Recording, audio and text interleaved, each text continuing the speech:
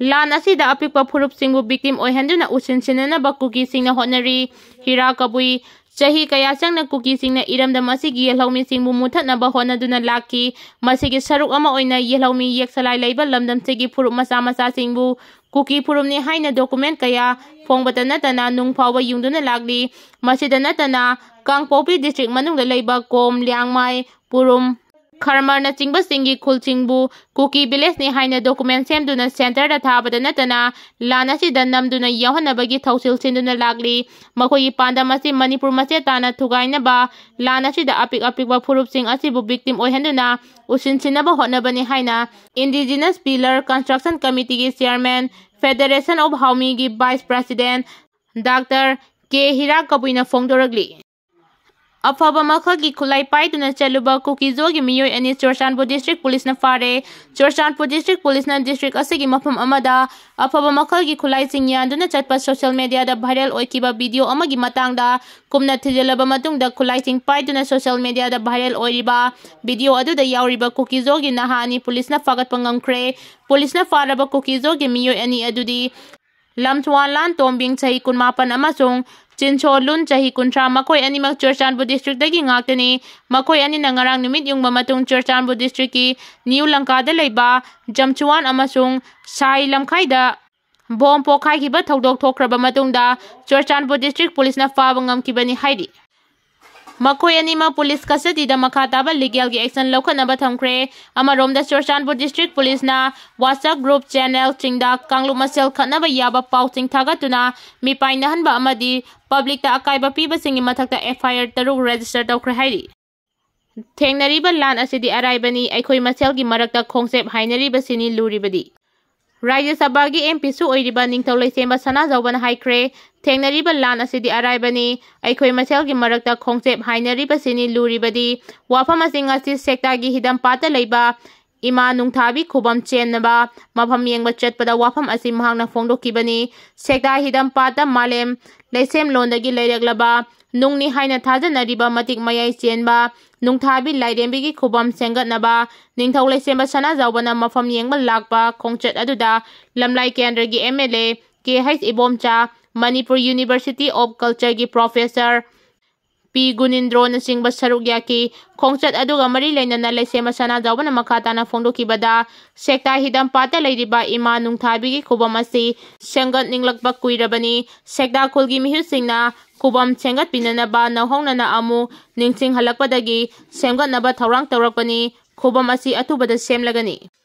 Haudik lairiba phibam asigi matangda mahangna makha takibada thengnariba lan asi yamna hena laiba haibadu oidrabasu mai pakpada yamna luna thokadaba lanate aikhoina soidana mai pakani lan thengnabada aikhoi amaga punsilaga honaminagadaba asida amagi asoiba amana social media da thagatuna karemnaba aikhoi masel chingthananaba honaduna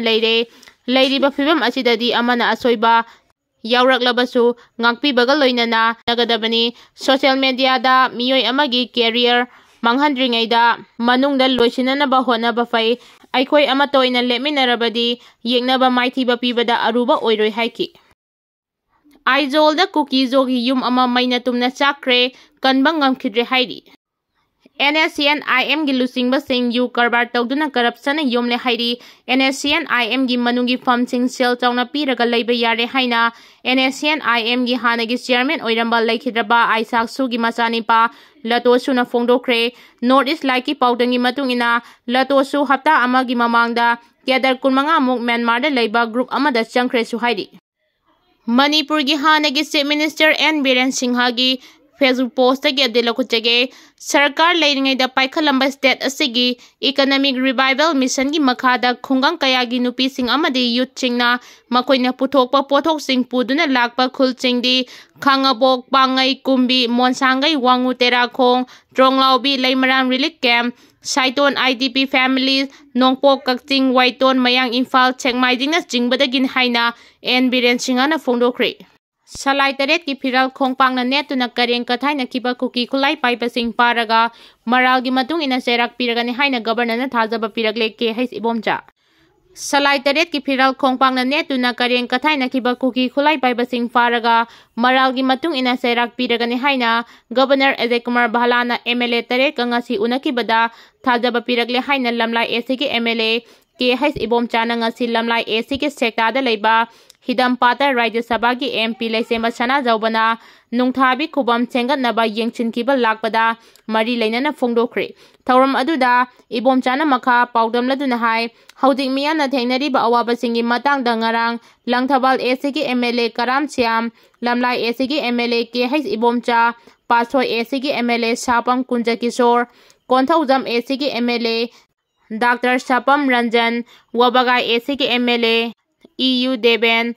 Sagolban AC ki MLA RK Emo Nungba AC ki MLA Diganglung Gangmaina Saruk Yaduna Governor Unakibani MLA singi Maikei dagi Numit Kharani gi mamang da afaba makhal gi khulai paiba Kuki terrorist karana salai tiret ki phiral kareng kathaina duna tawkiba lisat aduna matam khara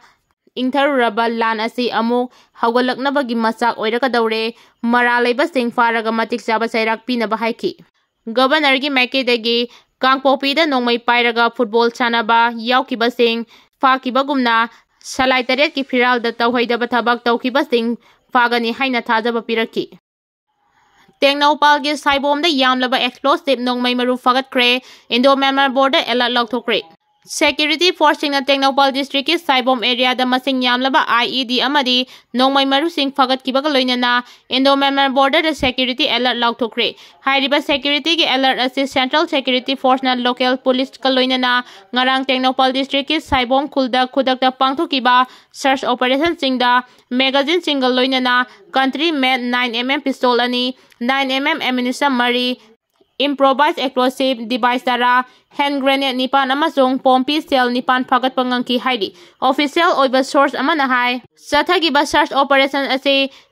intelligence ki report ki matung ina saibom khul ki area da insurgency group ki miyoi sing changsilakadaure haibagi pau phangbadagi security personnel tingna metal detecting amadi Sniper dog sing sizinaduna mafam aduda paksana chathakiba search operation aduda hairiba polam sing asti phangbang ngamkibani official source asina makha taraduna hai Tengnopal district ki Indo Myanmar border ga naknaba khulchingda insurgent singna anti social activities sing hengalakpana maram oiraga security da chauna singnarakli maram asina Indian security force singna hairiba mafam sing asida security gi high alert lauthokibani hairi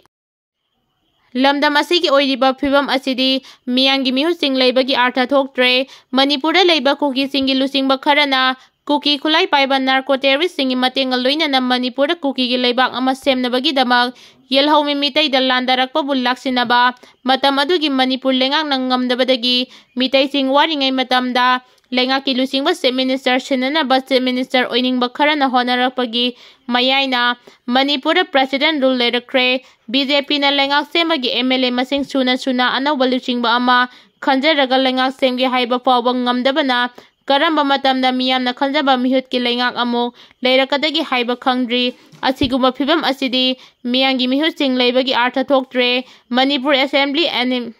Manipur Assembly animated suspended tawraga president rule stat asida leiriba si mihangi mihut oiriba MLA singna lehenbani makoi miyangi mihut oibada matik chadaba miyangi yaifanaba khandabagi mahaini haibada